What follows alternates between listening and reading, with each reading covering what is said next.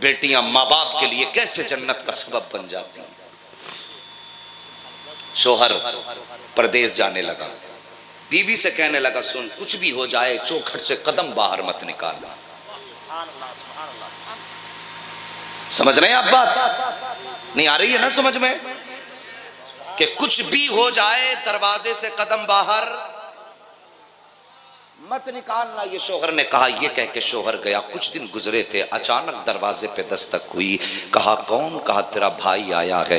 بہن نے دوڑ کے دروازہ کھولا، بھائی تیرا خیر مقدم ہے، کیسے آنا ہوا؟ بھائی کی آنکھ میں آنسو تھے۔ اس نے کہا باپ کی طبیعت بہت زیادہ خراب ہے، لگتا ہے زندگی کے آخری لمحات ہیں، چل تجھے دیکھنے بلا رہے ہیں۔ اتنا سننا تھا، بیٹی کی آنکھیں برسنے لگ جاتی ہیں، کہتی ہیں بے شک تو میرا بھائی ہے اور وہ میرا باپ ہے جس کے ذریعے میں دنیا میں آئی ہوں، لیکن میرے نبی نے فرمایا تمہاری زندگی پہ سب سے زیادہ حق تمہارے شوہر کا ہے، اور میرے سرتاج نے مجھ سے منع کیا ہے کہ اس کی مرضی کے بغیر میں اس چوکھٹ سے قدم نہ نکالوں۔ بھائی نے کہا تھا سن اس کو یہ تھوڑی معلوم ہوگا کہ تیرا بھائی آئے گا بلانے کے لیے۔ خاتون رو کے کہتی ہے میں نے اپنے بھائی سے یہ نہیں پوچھا تھا، اگر بھائی آئے تو میں اس سے ساتھ جا سکتی ہوں کہ نہیں جا سکتی ہوں۔ جیسی اتنی بات کہی بہن ہاتھ جوڑ کے کھڑی ہوئی، کہنے لگی بھائی میری طرف سے باپ سے معافی مانگ لینا، میں نہیں آ سکتی، مصطفیٰ کی شریعت نے میرے پیروں میں بیڑیاں ڈال دی ہے۔ اللہ اکبر۔ بھائی واپس پلٹا، باپ بستر پر لیٹ کر کے بیٹی کا رستہ تک رہا تھا۔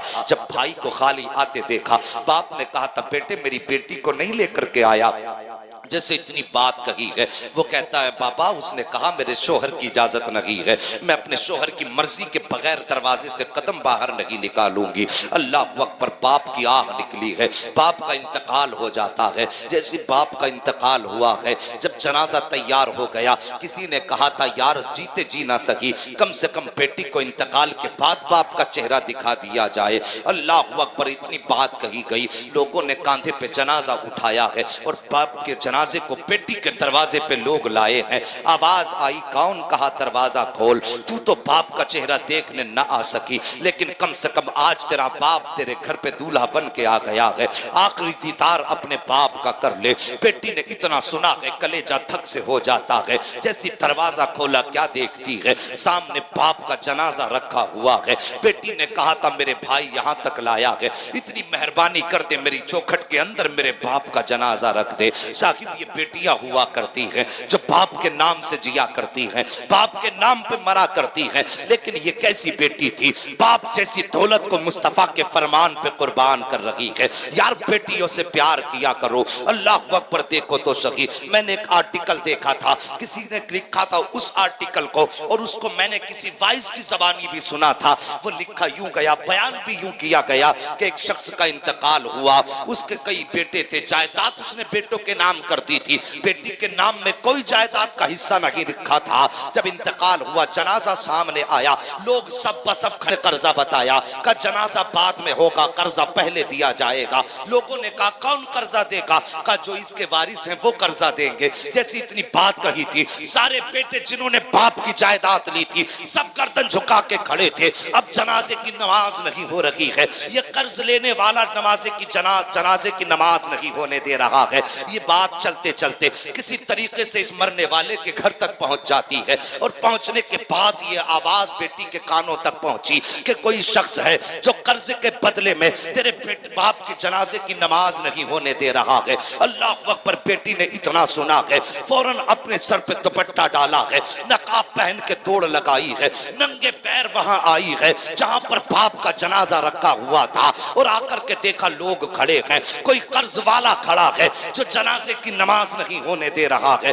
آنے کے بعد اس نے پہلے باپ کے سرہانے کی طرف آئی ہے، باپ کے چہرے سے کفن ہٹایا ہے، ماتھا چوم کے کہا تھا میرے باپ پریشان نہ ہو، یہ تیرے جنازے کی نماز نہیں ہونے دے رہے ہیں کیونکہ تجھ پر ان کا قرض موجود ہے۔ اے میرے باپ تو نے ساری جائیداد بھائیوں کے نام کی تھی، اگر وہ تیرا قرضہ نہیں دیں گے تو کوئی بات نہیں ہے، میرے باپ جنازے میں پریشان مت ہونا، ابھی تیری بیٹی موجود ہے۔ باپ کا ماتھا چوما اور اپنے گھر کی چابی نکالی، نکالنے کے بعد قرض والے کے ہاتھ پہ رکھ کے کہا تھا لے میرے مکان کی چابی ہے، اس کو بیچ کر کے اپنے قرضے کی قیمت وصول کر لے، لیکن میرے باپ کے جنازے کو روک مت دینا۔ جیسے اتنی بات بیٹی نے کہی تھی وہ فوراً رویا، چیخ ماری، اور اس نے کہا تھا بیٹی تیرے باپ پہ میرا قرضہ نہیں ہے بلکہ میرے اوپر تیرے باپ کا قرضہ ہے، میں یہ سوچ رہا تھا اس قرضے کو کس کو دیا جائے گا، تب میں نے یہ جاننے کے لیے کہ صحیح وارث کون ہے میں نے یہ بات کہی تھی اس پہ میرا قرض ہے۔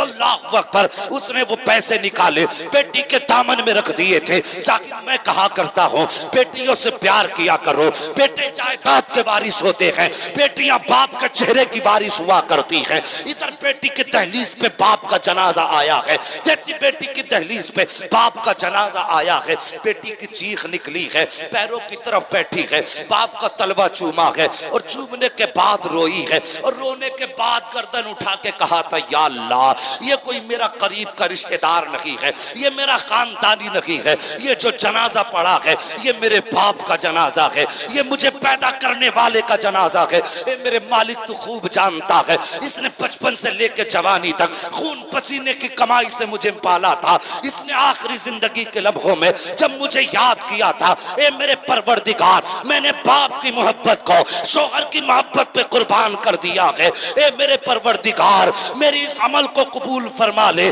تاریخ گواہ ہے اس کا جنازہ اٹھا، یہ قبر کے اندر گیا ہے، پڑوسی نے خواب میں دیکھا کہ یہ جنت کی بہاروں میں ٹہل رہا ہے، کہا بتا تو صحیح تو کیسے بخش دیا گیا، تو اس نے کہا تھا یار زندگی میں کوئی نیکی نہ تھی لیکن ایک نیکی کام آ گئی، کہا کون سی نیکی، اس نے کہا میری نیکی نہیں میری بیٹی کی نیکی کام آ گئی ہے، کہا بتا تو صحیح، کہا یاد کرو جب میرا جنازہ لے کر کے تم بیٹی کی دہلیز پر گئے تھے اور میری بیٹی نے قدم پکڑ کے کہا تھا اللہ میں نے باپ کی محبت کو شوہر کے حکم پہ قربان کر دیا ہے، میں نے باپ کی محبت ٹھکرا دی ہے، تیرے نبی کی شریعت کو نہیں چھوڑا ہے، کہا اتنی میری بیٹی نے کہا تھا رب کا دریائے کرم جوش میں آیا، رب نے فرمایا سن اے اس باپ کی بیٹی میں نے تیری بھی مغفرت کر دی ہے اور تیرے عمل کے صدقے میں تیری بیٹی کی بھی مغفرت فرما۔ نعرہ تکبیر، نعرہ رسالت، علماء اہل سنت، مسلک اعلی حضرت مفتی حماد صاحب قبلہ، اصلاح معاشرہ کانفرنس سرزمین بھولا نگلا، نعرہ تکبیر، نعرہ رسالت، زندہ باد زندہ باد، بہت ہاں صاحب زندہ باد زندہ باد، بہت اچھے بہت اچھے زندہ باد۔ بیٹی نے ایک نیکی یہ کی کہ شوہر کی فرما برداری میں باپ کا چہرہ تک دیکھنے نہ گئی، میرے رب نے بیٹی کو بھی بخش دیا، اس کے صدقے میں اس کے باپ کے گناہ بھی معاف فرما دیے۔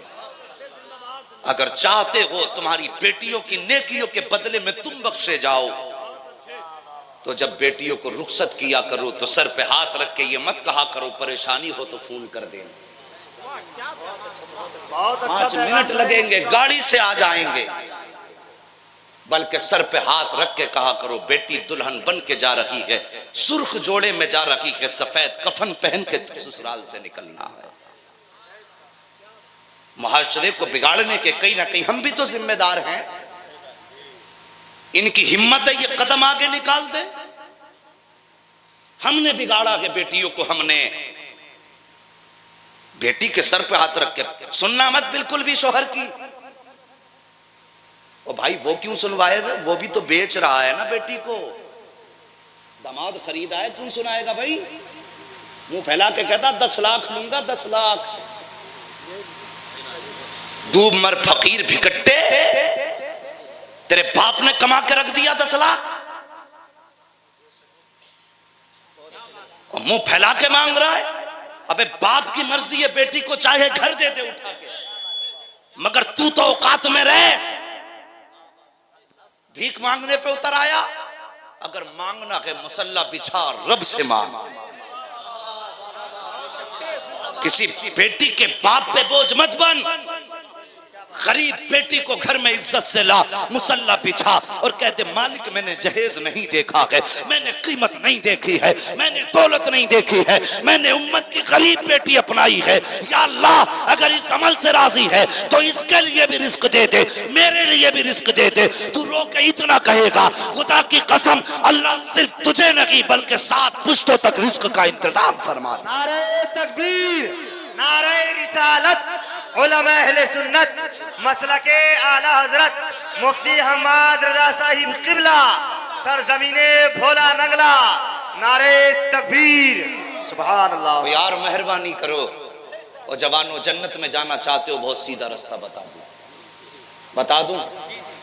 ہاں بالکل جنت میں جانے کا سیدھا رستہ میرے نبی نے فرمایا، جو کسی بھی مصیبت میں پھنسے آدمی کی گردن چھڑائے گا اللہ اسے بنا حساب و کتاب کے جنت عطا فرمائے گا۔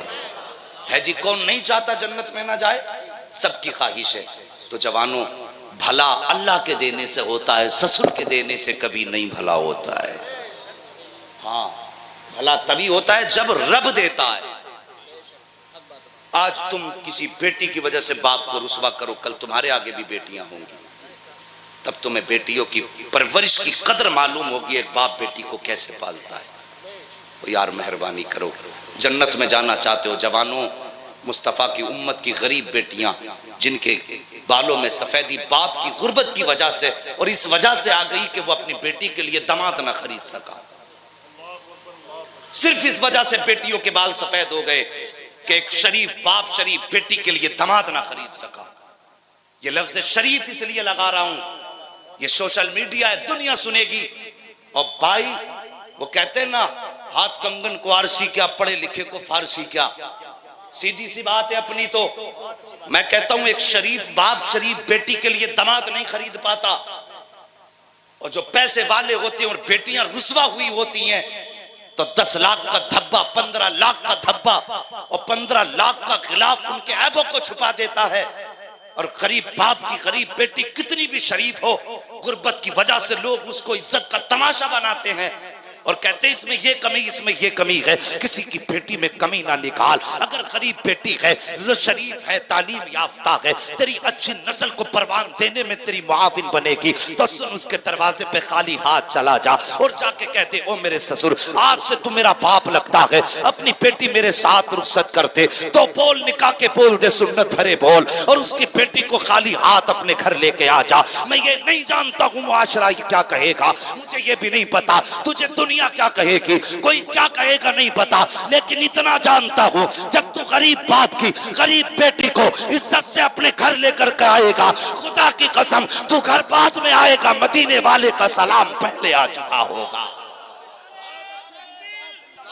نعرہ تکبیر، نعرہ رسالت، علماء اہل سنت، مفتی حماد صاحب قبلہ، نعرہ تکبیر، نعرہ رسالت۔ جوانوں بہت اچھے، زندہ باد زندہ باد۔ مہربانی کرو، اگر آسان راستہ چاہتے ہو تو بس سستے نکاح کر لو۔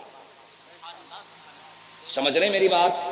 سستے نکاح کر لو۔ وعدہ میں کرتا ہوں رب کی رضا کے لیے کسی غریب بیٹی کا ہاتھ تھامنا، اور زندگی میں اگر محتاج ہو جاؤ تو میرا گریبان تھام لینا۔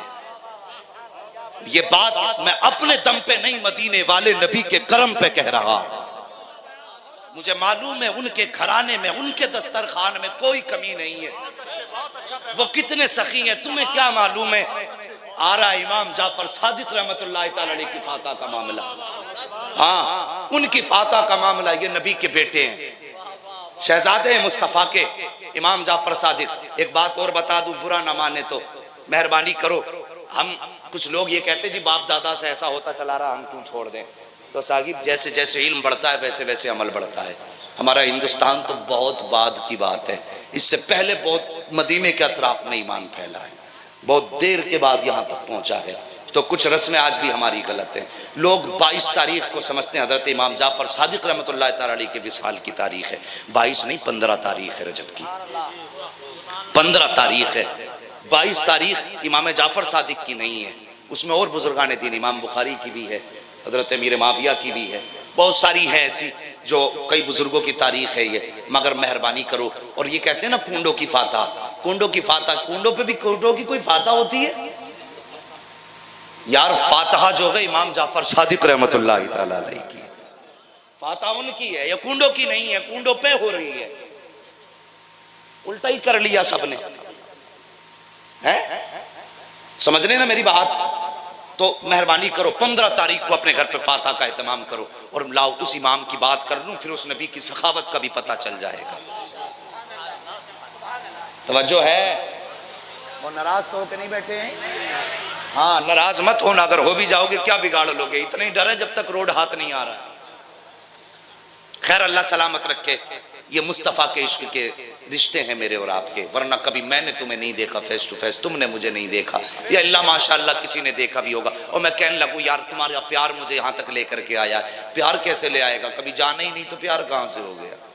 یہ تو اب بتاؤں گا نا کیسے لگے تم مجھے، آنے سے پہلے کیسے کہ تم تمہارا پیار یہاں تک لے آیا، ٹھیک ہے جی؟ تو رشتے مضبوط کرو، رشتے ایمان کے رشتے مضبوط ہونے چاہیے۔ امام جعفر صادق، اللہ اکبر، تیری نسل پاک میں ہے بچہ بچہ نور کا، تو ہے عین نور، تیرا سب گھرانہ نور کا۔ اللہ اکبر، کچھ لوگ ہیں کپڑا بیچنے آئے، نبی کے گھرانے کی شان دیکھو، کپڑا بیچنے کے لیے کچھ لوگ آئے، تو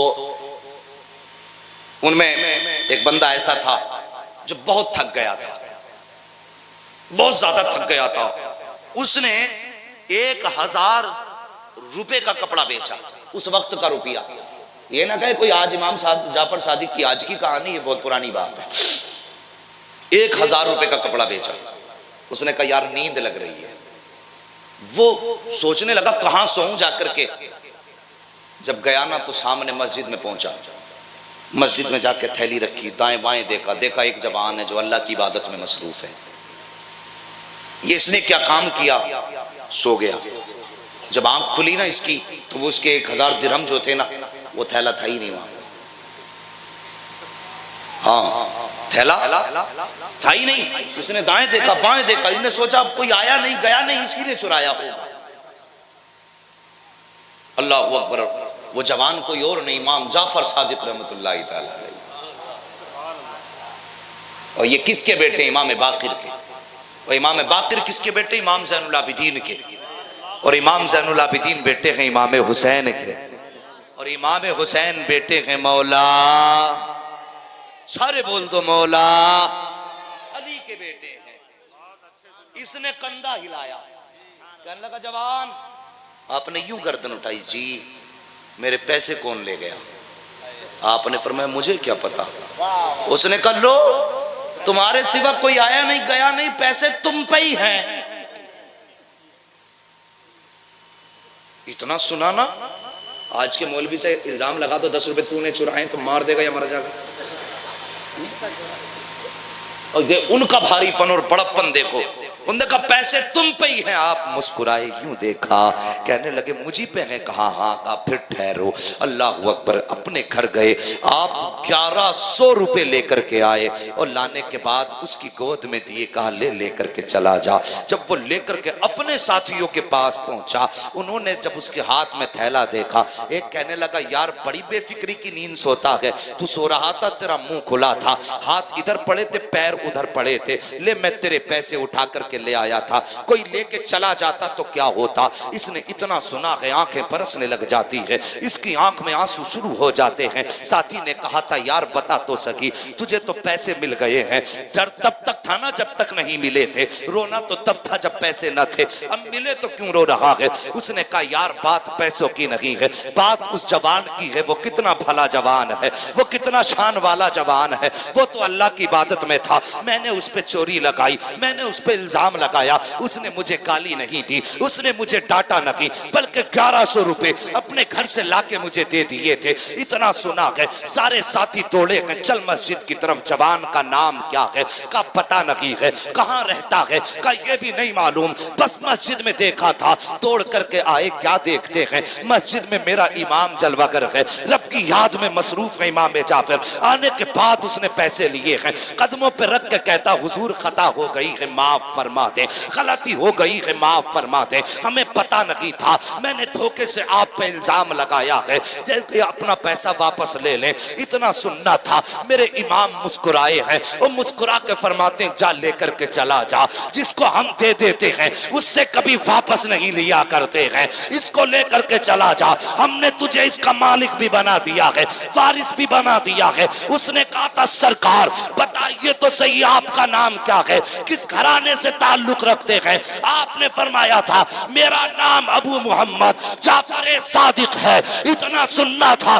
قدم پکڑ کے کہا تھا کہ حضور معافی دے دو. امام جعفر فرماتے ہیں معافی کی بات کرتا ہے, جب پیسے بھی لے کر کے چلا جا, میرے سینے سے لگ جا. سینے سے لگا کے کہا تھا آج جو سینے سے لگ جائے گا اسے معافی بھی مل جائے گی, جنت بھی دے دی جائے. نعرہ تکبیر, نعرہ رسالت, علماء اہل سنت, مسلک اعلی حضرت مفتی حماد رضا صاحب قبلہ, سرزمین بھولا نگلا, نعرہ تکبیر, زندہ باد زندہ باد. تبھی تو میرے امام نے کہا ہے کون دیتا ہے. یاد آ گئی نا بات, میں نے کہا میرا گریبان پکڑنا, اگر کسی غریب سے اس نیت سے شادی کی کہ میں اس کا سہارا بنوں گا اور پھر اگر محتاج رہ جاؤ تو میرا گریبان پکڑ لینا. مجھے ڈر اس لیے نہیں کہ میرا نبی بڑا لجپال ہے, وہ بڑا سخی ہے, اس کے خزانوں کی کوئی انتہا نہیں ہے. کون دیتا ہے, دینے کو منہ چاہیے, دینے والا ہے سچا ہمارا نبی. یا ایھا الذین آمنوا قوا انفسکم واہلیکم نارا, اے ایمان والو اپنے آپ کو اور اپنے گھر والوں کو دوزخ کی آگ سے بچاؤ. کیسے بچنا ہے, کیسے بچانا ہے, پوری گھنٹے بھر سے زیادہ تقریر ہوئی. پوری تقریر کا مطلب یہ تھا بیٹیوں کو پردے میں رکھو, شہزادیوں تم پردہ کرو, تمہارا پردہ قیامت کے دن باپ کے لیے ذریعہ نجات بنے گا, اولاد کے لیے ذریعہ نجات بنے گا, شوہر کے لیے ذریعہ نجات بنے گا. مہربانی کرنا, پردے کا خیال کرنا. آج آئی ہو نبی کی محفل میں, اٹھ کے جاؤ تو ایسا نہیں ہونا چاہیے تھا جیسا گئے ویسے ہی واپس آ گئے, بلکہ کل کو کوئی پوچھے بتا کیا سیکھ کے آئی ہے, جا کے کہنا ننگے سر گئی تھی, ان کی محفل سے چادر کا تحفہ لے کے آئی. بس یہ ایک تحفہ قوم کی بیٹیوں کے لیے. اور جوانوں تم بھی اپنی نظروں پہ کنٹرول کرو, تمہاری نظریں کسی بیٹی کی آبرو کو تکنے کے لیے نہیں بلکہ بیٹیوں کی عزت بچانے کے لیے نظریں اٹھنی چاہیے.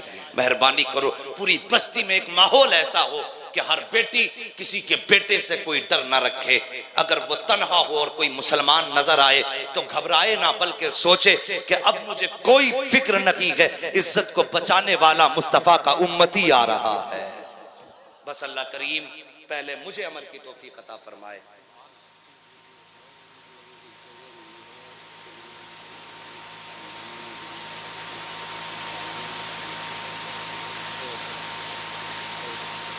کوشش یہ کریں کہ ہم اپنی زندگی میں نظروں کی حفاظت کریں گے, اور صاحب اپنے جیتے جی اپنے ہاتھ سے آخرت کا انتظام کر جاؤ, ورنہ کوئی گارنٹی نہیں ہے کہ مرنے کے بعد کوئی قبر پہ ہفتے ہفتے میں آئے گا کہ نہیں آئے گا. اگر یقین نہ ہو تو اپنے بارے میں سوچنا کہ ہم اپنے دادا کی قبر پہ کتنے جاتے ہیں, ہمیں نشان بھی یاد ہیں کہ نہیں ان کے. قبروں پہ آنے والوں کے قدموں کے نشان 40ویں تک رہتے ہیں, اور 40ویں کے بعد جب پھول سوکھ جاتے ہیں نا تو پھر قبروں پہ گھاس جمے کہ قبریں بیٹھ جائیں, پھر کوئی دیکھنے والا نہیں ہوتا. پھر قبر میں لیٹنے کے بعد نظریں ترس جاتی ہیں اپنوں کی آہٹ سننے کے لیے. امیدیں کرتے ہیں کوئی تو ہو جو کچھ ہمارے لیے کر دے, کوئی تو ہو جو ہمارے لیے کم سے کم 10-5 خرچ کر دے. پھر کوئی خرچ نہیں کرتا. ساری دولت ہم کمائیں گے, اپنے بعد والوں کے لیے چھوڑ جائیں گے, وہ اپنے بعد والوں کے لیے چھوڑ جائیں گے. یہ مرنے کے بعد کام آنے والی بھی کام وہ آئے گا جو اپنے ہاتھ سے کر جاؤ گے.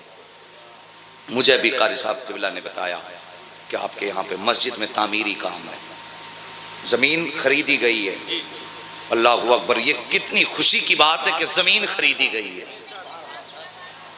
ایک دور وہ تھا کہ مسجد نبوی کی زمین خریدی گئی تھی, اور صحابہ پتھر ڈھو کے لا رہے تھے تو نبی نے نبوت والا کاندھا لگا دیا اور پتھر جب اٹھایا صحابہ نے کہا تھا آقا غلام حاضر ہیں مسجد بنانے کے لیے آپ کو کیا ضرورت پڑی ہے؟ میرے نبی نے فرمایا تھا صحابہ کیا میں اپنے آخرت کی تیاری نہ کر لوں؟